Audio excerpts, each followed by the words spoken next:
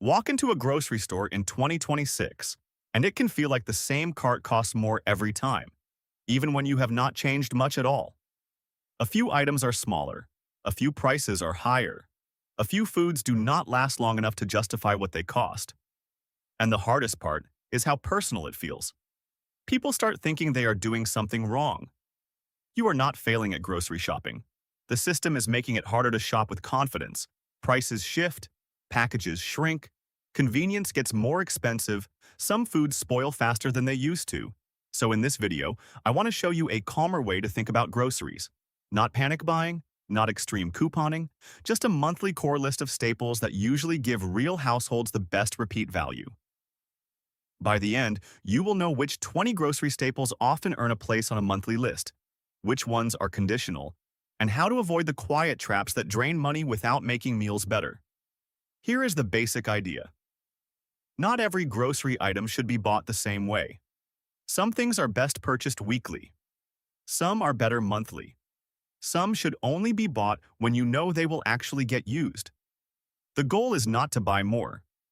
The goal is to buy in a way that reduces waste, lowers surprise trips, and keeps meals flexible when prices and availability keep changing. So let's build the method first, because the method matters more than any single item. A monthly staple is usually something with one or more of these traits: decent shelf life, multiple uses, meal stretching power, and low waste if plans change. That is why unit price matters. Not just the sticker price on the front. The unit price. The price per ounce, per pound, per count, or per serving, if that number is honest and useful. Because a lower shelf price can still be a worse deal if the package is tiny or if half of it gets thrown away. This is also why sales can be misleading. A sale is only useful if the food fits your household. If it does not get eaten, it was not a bargain. It was a temporary illusion. So keep that in mind as we go through the list. Every item is conditional on your household size, your storage space, your diet, and your local prices. There is no one perfect list for everybody. But there is a strong pattern that works for a lot of households. Let's start with the pantry anchors, because these are often the backbone of a calmer month. Rice is one of the clearest repeat value foods for many households. It stores well, pairs with vegetables, beans, eggs, chicken, sauces, soups, and leftovers, and stretches a meal without making it feel empty. The caution is simple. Rice is not magic. If you buy a giant bag and never use it, it becomes clutter, not value. Oats are another strong monthly staple, especially for breakfasts, snacks, and baking. They can do more than one job, which matters when prices keep moving. Plain oats usually give you more control than flavored packets. Pasta still earns a place for a lot of people because it is fast, filling, and easy to match with simple sauces, canned tomatoes, vegetables, or leftover meat. Buy what you will realistically rotate through. Dry beans are one of the strongest budget protectors in the store, especially if your household uses them regularly. They store well, stretch into soups, stews, bowls, and side dishes, and bring a lot of meal flexibility for the price. Canned beans are also useful if convenience matters more than cooking time. Lentils deserve the same kind of attention. They cook faster than many dry beans, they work well in soups and simple meals, and they can add protein and texture without pushing the grocery bill up the way meat sometimes does. Canned tomatoes are quietly one of the most useful items in a monthly core list. They help turn pasta, rice, beans, soups, and stews into something more complete. Check whether you are buying crushed, diced, sauce, or paste, because each one serves a different purpose. Broth or bouillon can also be worth buying regularly because it helps plain staples taste like dinner instead of emergency food. Choose the form that fits your cooking habits, not the one that looks most convenient in the aisle. Now let's move to freezer and fridge value buys, because this is where many households either protect value or lose it. Frozen vegetables are often one of the smartest buys when fresh produce prices are unstable, or when you know fresh food will not be used quickly. They last longer, reduce spoilage, and make it easier to add vegetables to a meal without another trip to the store. Frozen fruit can serve the same purpose for breakfasts, smoothies, baking, or desserts. Eggs are still one of the most practical monthly purchases for many households, as long as you actually use them. They can be breakfast, lunch, dinner, or a baking ingredient. That versatility is why they keep showing up on SmartCore lists. Yogurt can be a good fridge buy when it gets eaten regularly and when the container size matches your household.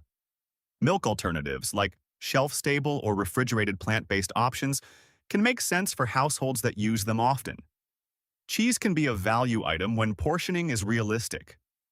Now the produce that tends to earn its place because this is where waste can quietly eat your money. Potatoes are one of the strongest produce staples for many homes. They are flexible, filling, and they can be baked, mashed, roasted, or added to soups.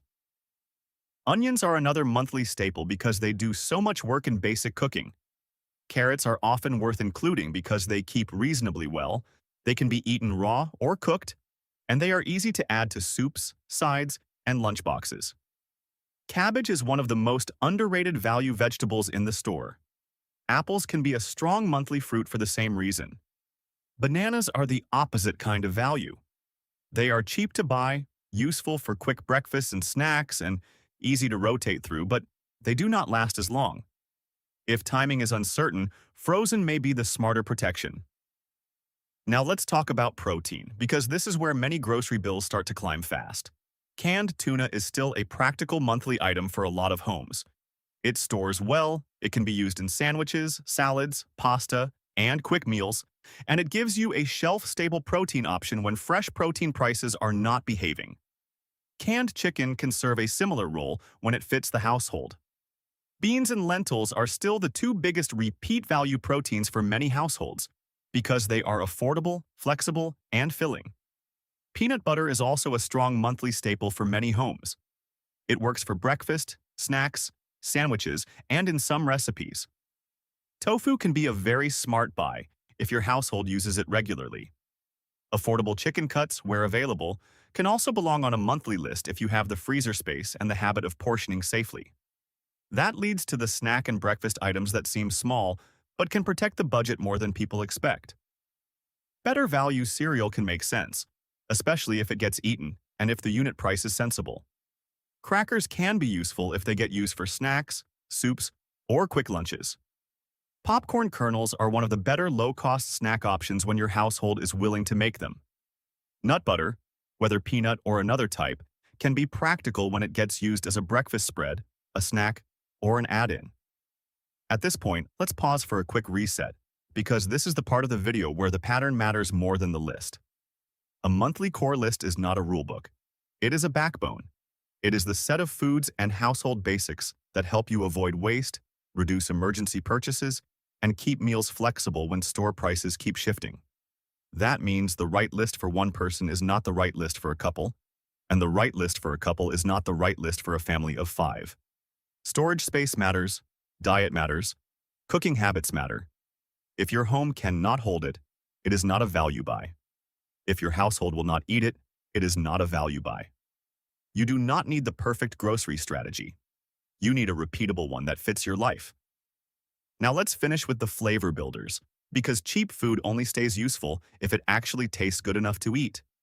Garlic is one of those small items that can transform basic ingredients. Fresh garlic, garlic paste, or jarred garlic can all work depending on your kitchen style. Seasonings and spices are worth thinking about as monthly or periodic buys, depending on how often you cook. Sauce is another category that can make simple staples work. Tomato-based sauces, broth-based flavor, hot sauce, soy sauce, mustard, and a few basic condiments can keep the same base ingredients from feeling stale. Oil and vinegar are the same kind of purchase. They are not exciting, but they help make simple food possible. Now, a word of caution about condiments and flavor products. Many households keep buying new bottles because the old ones are never finished. If you already have 3 nearly full sauces in the fridge door, you do not need a 4th just because it was on sale. That same logic applies to household staples outside the food aisle, because grocery trips often become expensive partly because the store wants you to think of everything as a fresh need. Toilet paper is a practical monthly or periodic buy if you have the storage space. So are paper towels, dish soap, laundry detergent, and trash bags. The trick is not bulk for its own sake. The trick is unit price plus storage plus usage.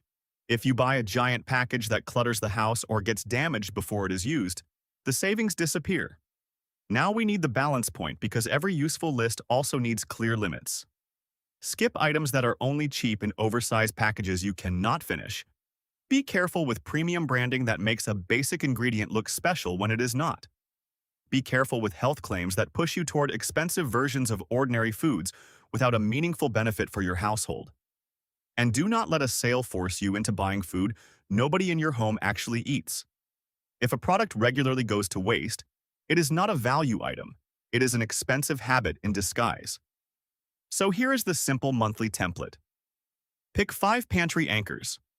Things like rice, oats, pasta, beans, lentils, canned tomatoes, broth, or bouillon. Pick 5 fridge or freezer items. Things like eggs, frozen vegetables, frozen fruit, yogurt, cheese, or a protein your household actually uses. Pick 5 produce items that hold up well. Things like potatoes, onions, carrots, cabbage, apples, or bananas if your household moves them quickly. Pick 5 helpers. Garlic, spices, oil, vinegar, sauce, peanut butter, or a few household staples like detergent, toilet paper, dish soap, and trash bags. Then check your home before you shop. What do you already have? What is running low? What is likely to expire before you use it? That one step alone can save more money than a cart full of supposedly smart purchases. And before you leave for the store, ask yourself 3 calm questions. Will we actually eat this? Will it last long enough to be useful? Does the size match our household and storage space?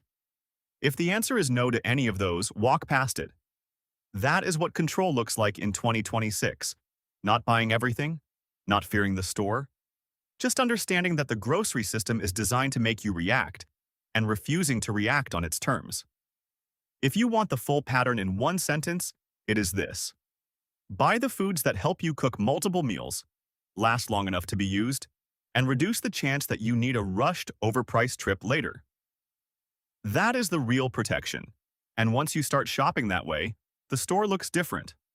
Sale signs stop feeling like instructions. Big packages stop feeling automatically smarter. Convenience stops being the default answer. You begin seeing groceries as tools, not temptations. That is the shift. So the next time you shop, do not try to build a perfect cart. Build a stable one. A cart with a backbone. A cart that gives you options for the month ahead instead of leftovers you never meant to buy.